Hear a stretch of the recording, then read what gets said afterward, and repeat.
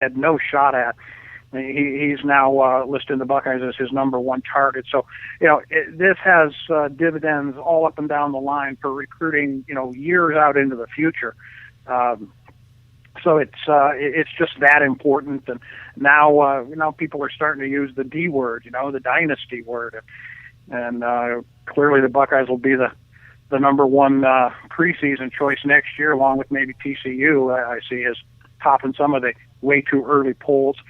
But did you see that? Did you see that the day, like literally less than 12 hours after the Buckeyes win, ESPN? I didn't see it, but somebody sent me a screen cap of it or whatnot. So I don't know what show it was. I don't know if it was on Sports Center or if it whatever. But they did their let's start now and predict next season, today. And they had Ohio State number 2 under TCU. And I'm like, okay, only the Buckeyes can dominate the playoffs with a third-string quarterback, smash Alabama, smash the Ducks. Everything that they said the Buckeyes couldn't do, Buckeyes didn't just do it, but they dominated it. And only Ohio State you could go, yeah, they're still not. Nah, they're number 2. I think TCU's better. Come on, man! Like I got to kick out of that. And the Buckeyes are returning like 15 starters off that team you just saw, so that has something to do with it too. I mean, you're losing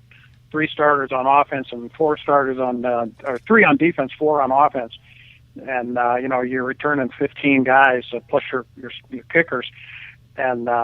Yeah, they're definitely going to be the team to beat next year. I don't care who TCU has. TCU lost all, chance to whine and complain the day the Buckeyes beat Alabama, and any whining they still had left was ringing hollow after Monday night. So they don't have anybody to complain to anymore. No, absolutely, man, absolutely. And we've got lots of time to get into a lot of these conversations moving forward. But you brought up the dynasty word. We spent half of this season talking about how, a lot of things were targeted towards next year anyway. I mean, this was well before this. This isn't the hindsight. It's not like you lost a game and you're going, hey, well, we were looking at next year. But a lot of the talk was, boy, imagine how good this Buckeyes team's going to. I think we used that phrase several times this season. Imagine how good this Buckeyes team will be next year. Well, man, imagine that now. Seriously, looking at how it's come together. You hate to use that word dynasty so quickly, but it is an embarrassment of riches, especially at the quarterback position, at the skill positions. I mean, with the recruits coming in. As you say, hey, when you're winning a national title and you got top recruits, they're in the game. They're saying, hey, I'm going to, hey, things are moving in the right direction. The next few years, the Buckeyes are going to be the team to beat in college football. I think that's right. And it's good that you win this. Certainly they're going to be in the conversation. But if this year proved anything, it's that it's hard to win it all. I mean, Alabama thought they had their shirts and their hats all printed up. They thought they had it. It's tough to do this. So even if the Buckeyes open up at number 1, and even if they go 12-0 in the regular season, it's tough to get those next 3 wins. But certainly, it's not hard to predict that they're going to be in the conversation. And Urban Meyer hasn't lost a regular season Big Ten game in 3 years. And I don't know if I can see one on the horizon next year that he's likely to lose. Not if got the entire offensive line coming back and Ezekiel Elliott. Even if you just had that and nothing else, not to mention all the great defensive talent that you brought in, it's going to be hard for any team in the Big Ten at least to knock off the Buckeyes next year. So, but as soon as I say that, it could happen, and you look at all the close games they had this year, overtime with Penn State, and a tough game against Michigan before they finally pulled away. So it's hard to win them all, and Alabama found that out this year, and so did the Buckeyes against Virginia Tech, as good as they were. It's just tough. So you can't predict that they'll be even in that playoff. One thing I was thinking after the weekend was.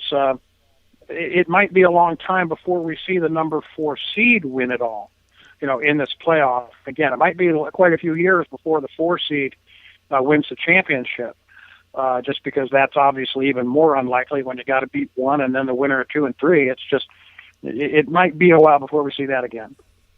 Yeah, that's going to be something interesting. I'll tell you brought up Virginia Tech too, man, and a rematch, by the way, coming up here. Look, I was looking at somebody tweeted me the other day the schedule and said, here you go. Here's what they're walking into next year. And right at the top, you look at that and you go, well, at least we know the storyline for the early part of the Buckeyes season here is, revenge. Obviously now going to their home here coming up. But, other than that, again, I don't want to get into next year too much yet because we do that all the time, man. And there's, enjoy this one now.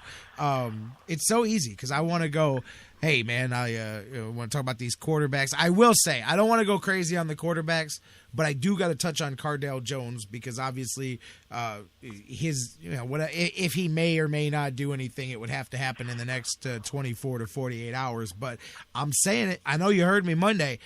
People will tell me I'm nuts. In a perfect world, I'd have Cardale Jones come back to college. In this world that we live in, I'd send that kid to the NFL draft now if I was advising him for the simple fact that next year, okay, I mean, I guess believe in yourself, you can come back and do it, but he kind of did all the things that you do. Now, granted, there's still the college life and quarterback in a whole season. Maybe that has some appeal, but man, your stock can't be any higher than it is right now, man. And I think you get while the getting's good. Plus, man, that kid could sit on somebody's bench for a year or two and be a stud in the NFL if he's developed properly. I don't think it's worth coming back if I'm Cardale Jones. I know it sounds nuts for a guy with 3 games. What do you think? Well, I think you're right, and there's a couple factors playing into it. Number one, Cardale's most famous act in his life before these 3 games was the famous tweet about, "We ain't come to play school. We came to play football, not school." Cardale's goal at Ohio State was not the degree. Okay, so we can just try to set that aside right now. You're right. His stock will never be higher from an NFL standpoint, and he cannot even be guaranteed that he will be the starter next fall at Ohio State. Right. So That's if that was the option for him, be the starter at Ohio State or go play NFL, maybe. And he did say yesterday, I don't think I'm ready for the NFL. Probably not.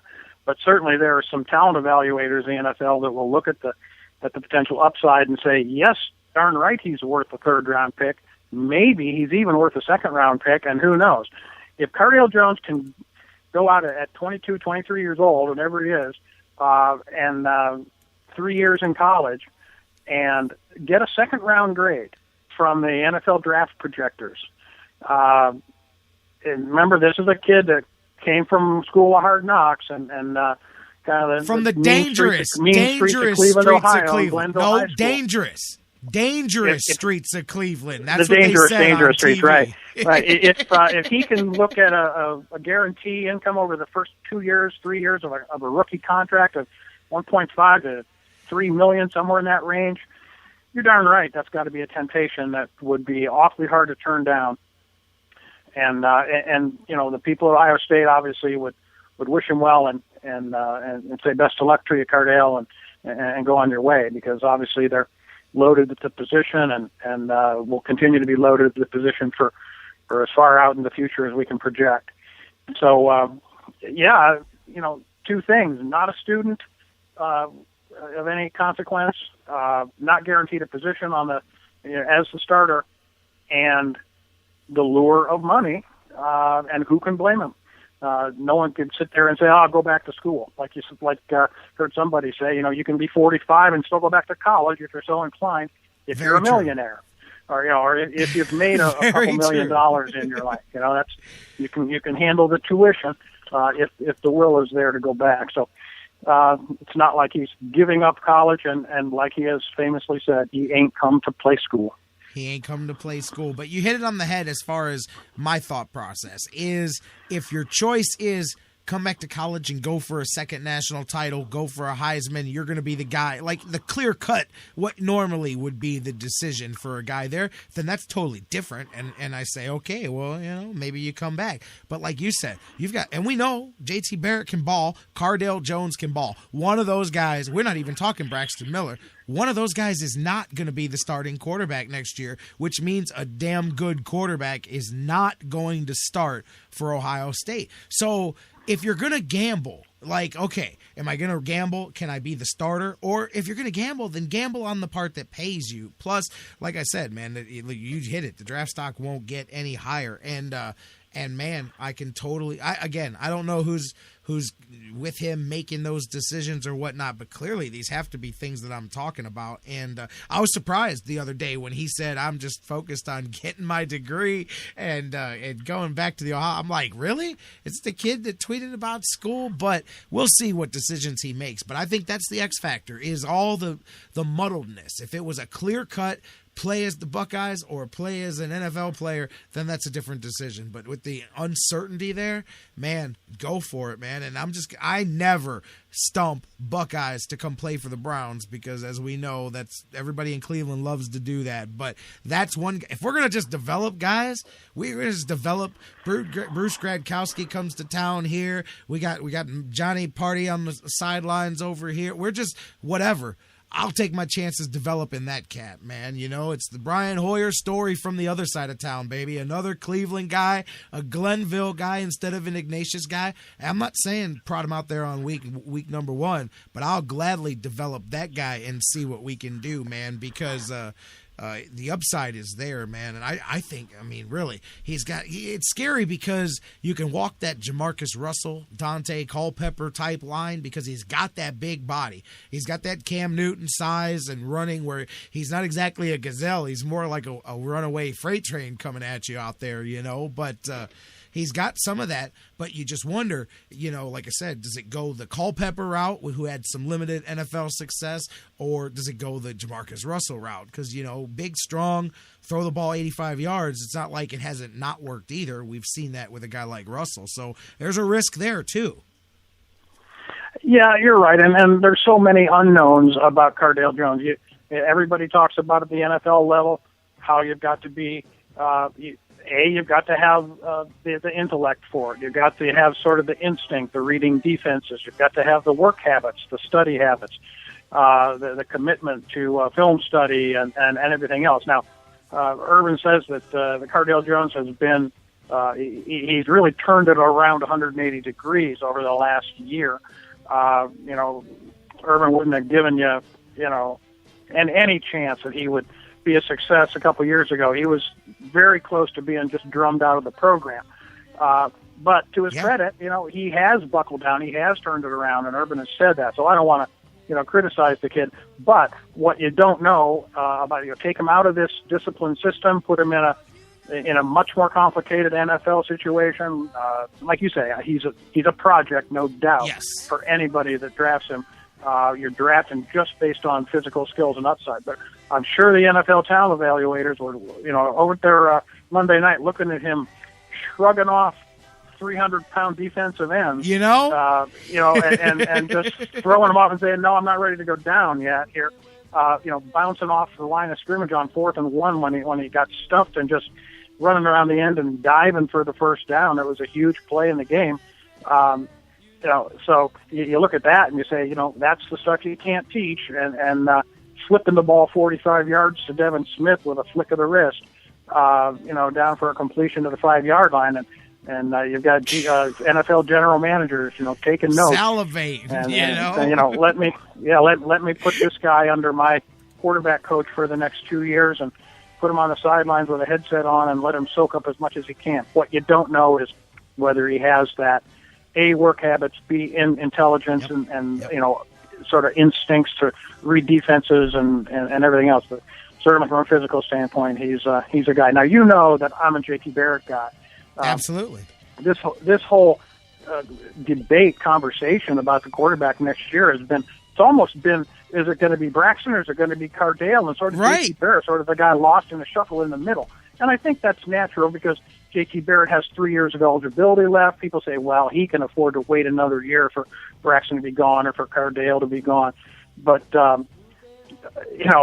if you ask me, I'm going to go with the guy who just broke the all-time OSU record for touchdown passes in a season, who broke the all-time Big Ten record for total touchdowns in a season by Drew Brees, and blew by those guys and did it in 11 games, essentially. 12 games if you want to count the Michigan game where he got hurt.